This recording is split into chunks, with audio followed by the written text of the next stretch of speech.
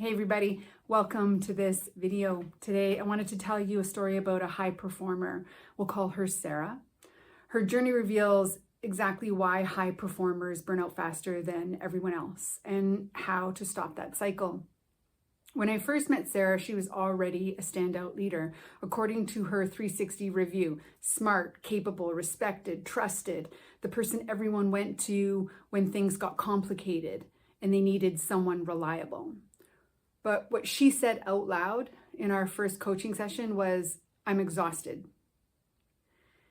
I feel the pressure to always have the right answer. I fear disappointing my boss all the time. I should be composed, agreeable, and on all the time. Not just weekdays, weeknights, weekends, even while on vacation. She didn't just do the work, she managed the emotions around the work. She believed she had to earn rest, and she was in the habit of absorbing the emotional labor of her team. She knew how to read the room. She knew how to soften her tone. She did over-prepare. She did self-edit. She self-criticized. She self-sacrificed. And that's the emotional tax that high performers pay. It's why they burn out faster than everyone else, the emotional misalignment. One day, Sarah walked into a meeting with her boss, a man that she'd worked with for 10 years. He pushed back on her recommendations. He had his arms crossed. He shut down in the dialogue. And in the past, Sarah would have folded. She would have walked out of the office having said, okay, if that's what you think, completely backing down. But this time she didn't.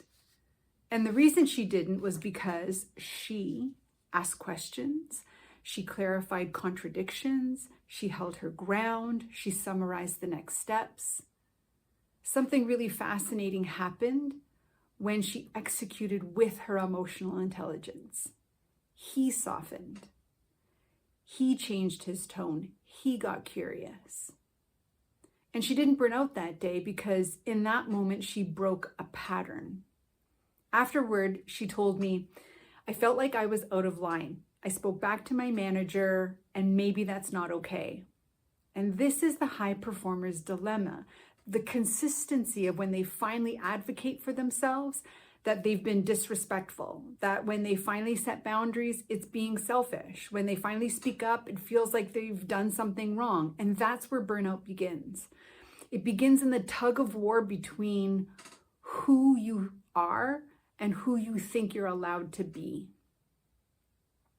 So Sarah's story has revealed 5 burnout accelerators that I generally see in high performers everywhere. The first one is chronic self-criticism. Even when other people say you're doing great, Sarah's 360 review revealed she's incredible. There's an internal voice that says you're behind. You should be doing so much more. The second burnout accelerator is overfunctioning, jumping in way too fast to solve problems, to give solutions, to carry the weight, the emotional weight of the team. The third is emotional suppression at work. An incredibly common accelerator is at work you have to be composed, controlled, regulated, and yet at home you feel depleted, you're reactive, you're overwhelmed because you're holding it. You're waiting. The fourth is cultural duality, that very often living between two worlds, the culture that you were raised in and the culture that is your workplace. And that creates an emotional friction that many people don't see. And high achievers will often tell themselves no one else will understand, that they're the only one and they're alone in this tug of war. And the fifth is low stress tolerance and high expectations, which is a very dangerous combination because the body is screaming to slow down, but the mind is saying, push harder, do more, keep going. The exact framework that Sarah and I used to help her reclaim her energy, her confidence, her emotional alignment is grounded in 5 very specific emotional intelligence skills, and we worked on them in a specific order. The first step is emotional self-awareness. I told her, watch yourself like a hawk. Track your triggers, notice your thinking, name the emotion before it becomes a reaction. And this practice alone changed everything for Sarah. Awareness changes everything, because then you have the opportunity to manage differently. You can't manage what you're not aware of. Step 2 is the skill of reality testing. Sarah often assumed the worst, that if she pushed back, she'd be considered difficult, that if she took a rest day, she would fall behind, that if she said no, she was going to disappoint someone or everyone. So what Sarah learned to do is challenge every assumption, every judgment, every outdated prediction, and replaced all of that predictable irrationality with facts, with objectively looking at what's really going on. The third skill was assertive expression. Sarah learned to say, here's what I'm seeing. She learned to say, here's what I recommend. Is this the right time to discuss this? Assertiveness didn't make her aggressive, which is one of the things that she feared. It actually made her very clear, direct. And most people respond very well to that. The fourth step was stress tolerance habits. We built her foundation because burnout is experienced first in the body before it hits mental and intellectual performance. And at the foundation is going to be sleep, nutrition, journaling, optimistic mindset, movement, interrupting patterns. What's really necessary when you hear that list is don't confuse those with wellness tips.